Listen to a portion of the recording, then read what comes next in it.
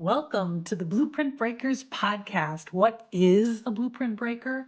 If you live your life outside the typical traditional lifestyle blueprint, you are a blueprint breaker.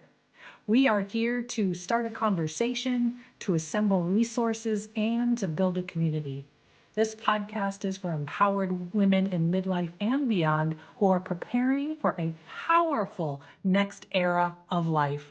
My name is Amy A. Palmer. I am your host and facilitator for our conversations. Sit back, relax, enjoy the show. To stay connected, up to date, and to receive all of our free resources and gifts along the way, join us at community.blueprintbreakers.com.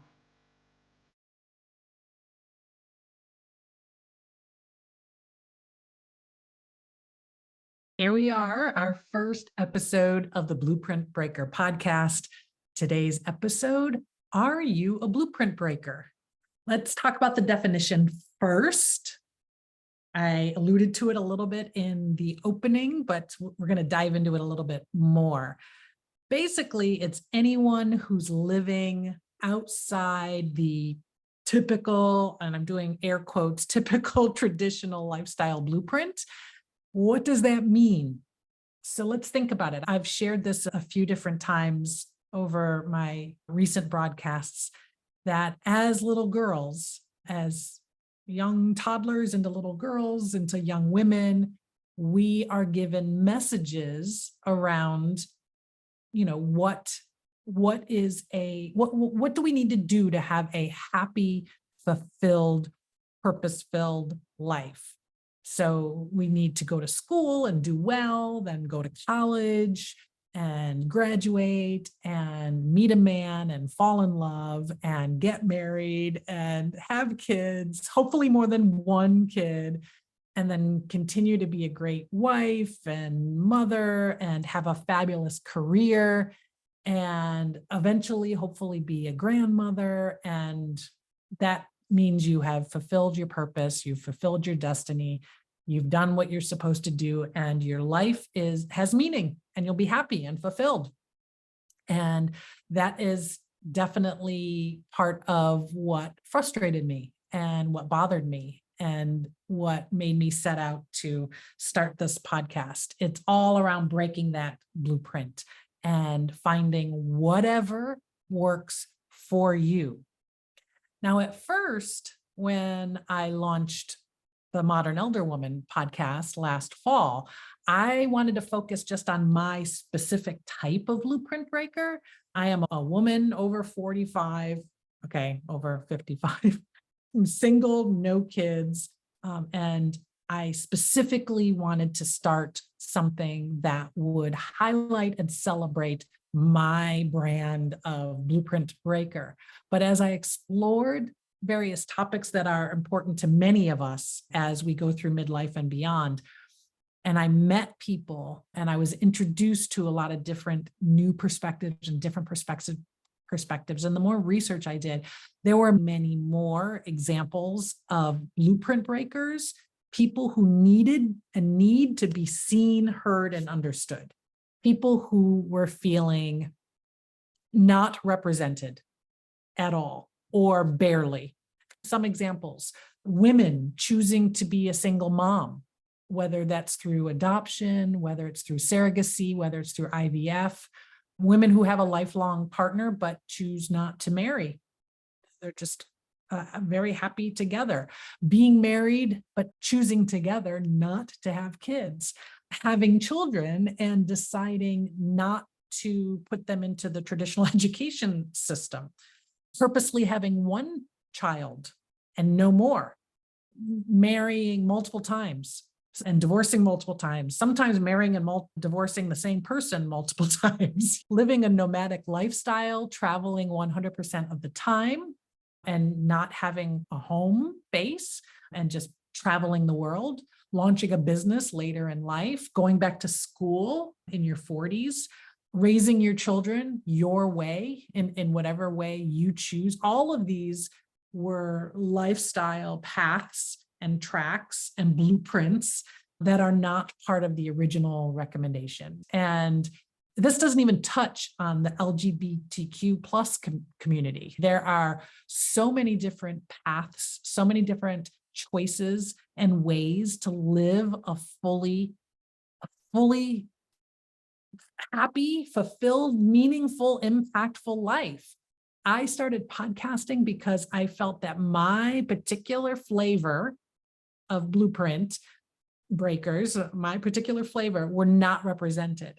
And then I just found all these other communities that I had a lot in common with who are also not represented. And when it comes down to it, we all just want to be seen.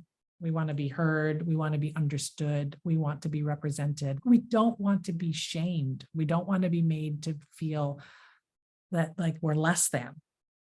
I also have to mention that I've met blueprint breakers who are living outside the norm, who have no issues with it at all. They're not fazed by society's reaction to them. They're not looking for approval. They don't feel like it's hindered their life in any way. They don't necessarily feel that they've been treated any differently.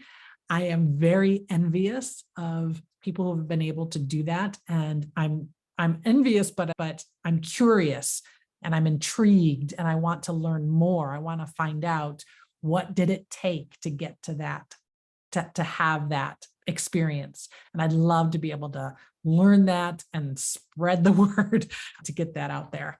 In general, with this Blueprint Breakers journey, with this podcast launching today, starting our global launch party, I am on a mission to rewrite the narratives, lots of narratives out there. And just a few examples. When a father expresses to a little girl that they can't wait to be able to walk her down the aisle someday. There's a lot of walk her down the aisle talk that happens in real life, but also in movies and books, etc. Asking little ones, what do you want to be when you grow up?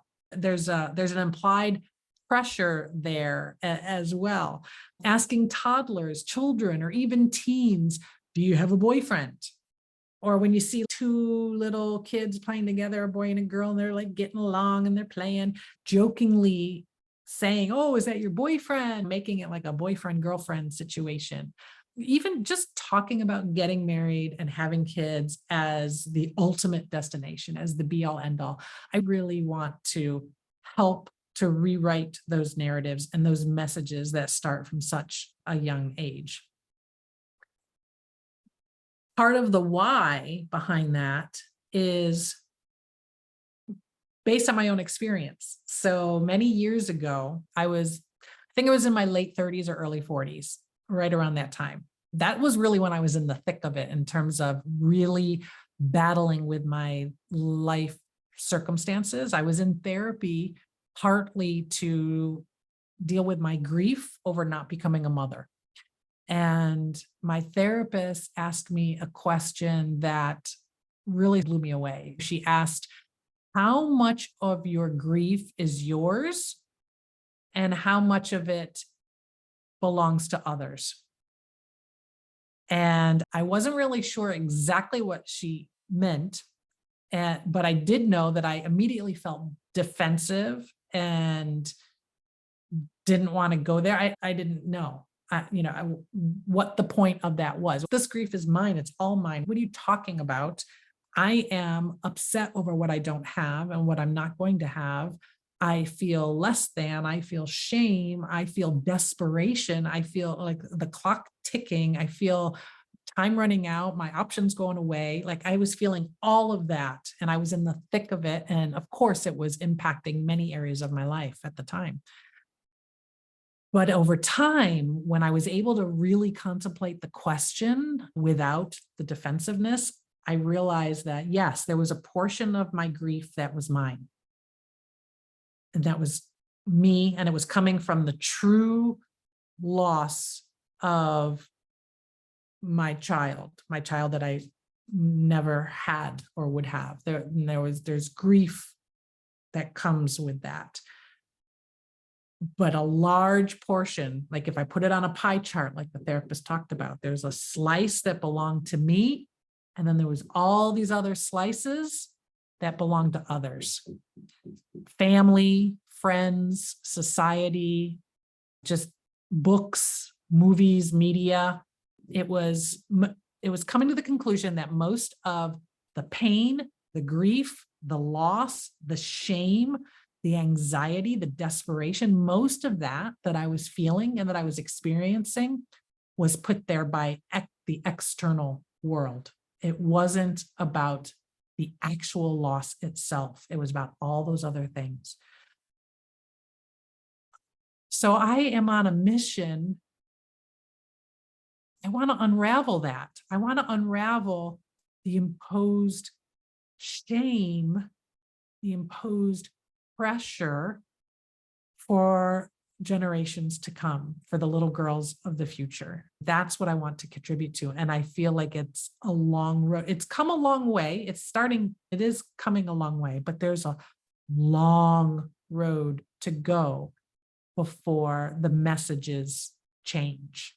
And I feel that together, we can come together and make a difference.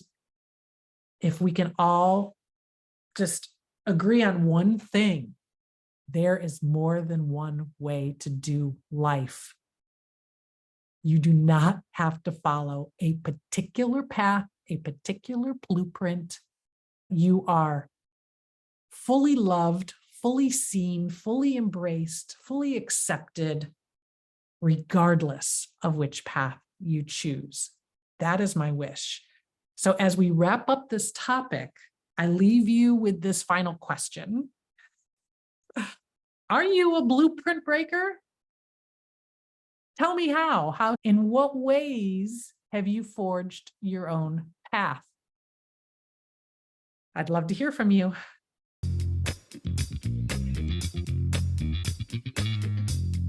Now it's time to get into our ebbs and flows. This is a segment that will be a recurring segment when I have solo episodes.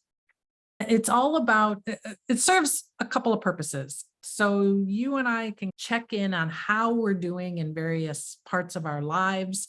It gives me an opportunity to share with you a little bit about myself so you can get to know me, but also set an example or a template that you can use as you're figuring out your journey and where you want to go. So it starts with our own personalized, customized lifestyle blueprint. Some people have used something called the Wheel of Life. You've probably seen it. It's made like a pie chart, and it's got like all the different categories of life, of what's important in your life. And a few months ago, I had a conversation with my good friend, Lynn Heidi, and she was talking to me about, she was in a training and they were doing sort of this Wheel of Life exercise. And unbeknownst to her that I had talked about Wheel of Life in the Modern Elder Woman podcast. And I had designed one that I thought was appropriate for my particular brand of blueprint breaker and where I was in life and things that were priorities. So she didn't know that information. We were just talking about an experience, and she was sharing, she was in this training class where they did like this Wheel of Life thing. And she just had a lot of resistance to it because they were assigning the categories. These are the categories that make up your life. How are you doing in each of those categories? And Lynn was adamant that she needs to design her own Wheel of Life. She's got her own categories that are important to her, and what's important to her may not be important to you, and that might not make up a life. And I was like, my mind was blown. I had an aha from my conversation with Lynn that how dare I create one and share it with you. But I'm going to share mine, my customized, personalized blueprint that I've created for myself and my particular brand of blueprints. And I ask you to design one for you. What works for you? So when I created it, I ended up with 10 different categories, and it was like very overwhelming. So I narrowed it down to 6, and I lumped some categories together. So just to share with you, my particular customized, personalized lifestyle blueprint is fun, family, fulfillment, fitness, future, and faith. And each of those are umbrellas for a couple different areas. Like fun could be hobbies. The travel could be in fun. There's like a lot of things in fun. Family is not just what you're born into, but chosen family, friends, relationships. Fulfillment could be career, could be professional, it could be personal development, where you're going there. Fitness, I was thinking mind, body, and soul. Your personal, your physical fitness, and your mental, emotional fitness.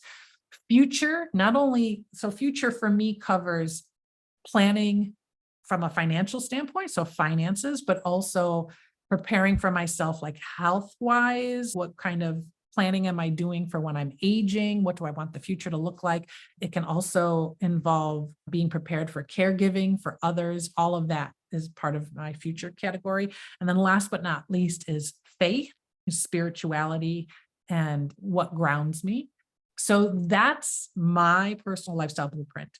Part of our ebbs and flows segment every week is I'm just going to check in and see which areas are ebbing and which areas are flowing for me. And when I checked in today, I felt like all of my areas are flowing pretty nicely, not all in the same way. And some are definitely on the cusp of ebbing, but not too bad. So with flow, I'd say that my biggest flow right now is coming from family, which is, again, both my chosen family and the family I was born into. I just spent a couple of very quality weeks, quality time with my parents, with my brothers, with their families, and had some really great time together. We got to celebrate my parents' birthdays. They're a week apart. I got to celebrate Mother's Day, got to attend my niece's graduation, got to spend time with my brother and his family, and so a lot of great time there. And then this week I've been with one of my closest, dearest friends in DC, and we've been able to spend some great holiday time together, quality time together over the holiday weekend. So family is definitely in flow right now and definitely a highlight. And fulfillment is also in flow. I'm feeling very connected